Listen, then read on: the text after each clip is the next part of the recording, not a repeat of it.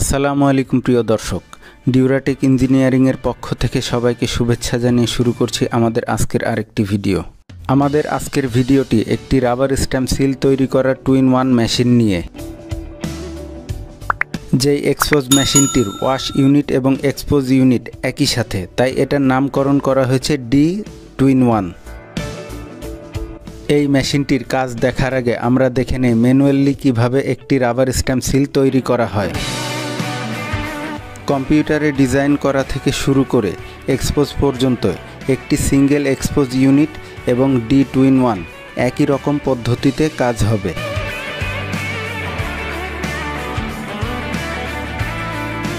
শুধু পার্থক্যের জায়গাটি হলো সিঙ্গেল ইউনিট এক্সপোজ মেশিনে ব্রাশের মাধ্যমে হাত দিয়ে রাবারটিকে ওয়াশ করতে হয়,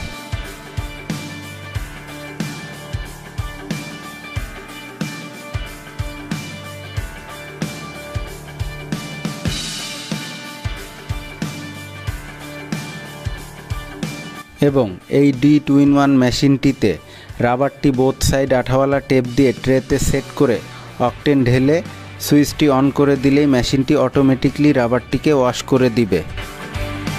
এবং D2-in-1 মেশিনটি টাইমার সিস্টেম হওয়ার কারণে আপনার দেয়া টাইম মতো সে অটোমেটিকলি অফ হয়ে যাবে। এই D2-in-1 মেশিনটির আরেকটি সুবিধা হলো এই মেশিনটিতে 3 থেকে 5 লিটার অকটেন অথবা কেমিক্যাল দিতে হয় না। রাবারটি ট্রেতে ডুবে থাকবে এই পরিমাণ অকটেন অথবা কেমিক্যাল দিলেই হবে।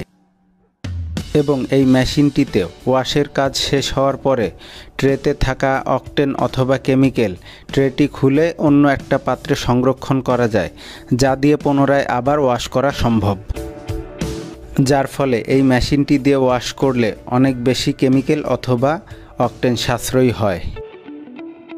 এই D2-in-1 মেশিনটির বাম পাশে এক্সপোজ ইউনিট এবং ডান পাশে ওয়াশ ইউনিট, এবং দুটো ইউনিটই অটো টাইমার সিস্টেম, মানে আপনি টাইম দিবেন সে অটোমেটিকলি ওই টাইম মতো অফ হয়ে যাবে।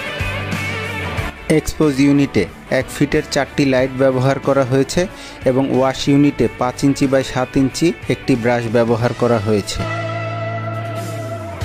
ব্রাশ প্লেট এবং ট্রে দুটোই স্টেনলেস স্টিলের ব্যবহার করা হয়েছে।